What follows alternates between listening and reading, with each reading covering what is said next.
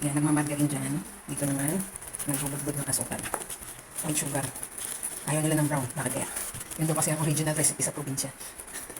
O, yan. Ayan. Ang damihan. Baka ma-over. Taas sugar na naman. O, yan. Meron na kami special na dang Q. O. Bagong recipe na naman na natutunan ko yan. Ha? Ready naman natin itong ating mga saba para iihaw. Ayan. Nilagyan ko lang ng daon ng saba para hindi ka agad matutong. Mamaya masusunog din naman yan saba na yan. Dahon ng saba, ay dahon ng saging pala. So, yan. Para maluto yung ating saba. Tawag dito dang Q daw to eh. Lalagyan ng margarine at saka white sugar after maihaw yung mga saba. No? Ito yung hinog na saba na eh. Medyo hinog na saba. Yan. Ihawin lang natin. Saglit lang kasi para hindi masunog. Balik-balik na rin na natin agad. Malakas na kasi hindi ngas ng uling.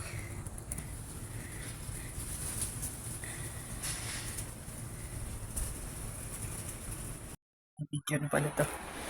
Yan. Lalagyan natin ng margarine. Ang ating dang Q. Yan. Tapos white sugar. Ayan. Ano na ha? Lagyan lang natin. Pahiran ng margarine para mas masarap.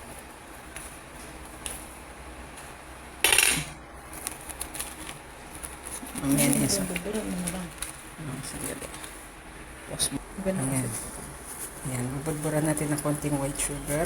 Konti lang. Kaya maliliit lang yung binutas ko rito. Ano ba yan? Hindi pa yata nabutas.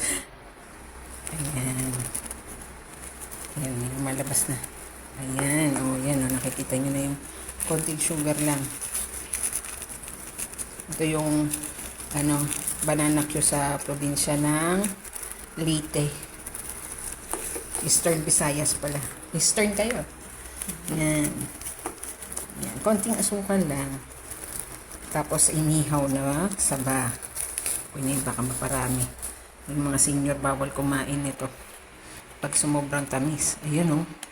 Nalulusaw na talaga yung asukal. Saka margarine. Tama yan. Yan. O, diba? May dessert na kaagad. Hindi pa nakakalutan ng tanghalian. Okay. Nagbubudbud ako dito. Budbud. Yan, nagmamargarine dyan. Dito naman, nagbubudbud ng asukal. White sugar. Ayaw nila ng brown. Bakit kaya? Yun daw kasi ang original recipe sa probinsya. Oh, yan. Yan. Magdamihan. Baka ma-over. Taas sugar na naman. Oh. Yan. Meron na kami special na dang Q. Oh. Bagong recipe na naman na natutunan ko yan. Ha?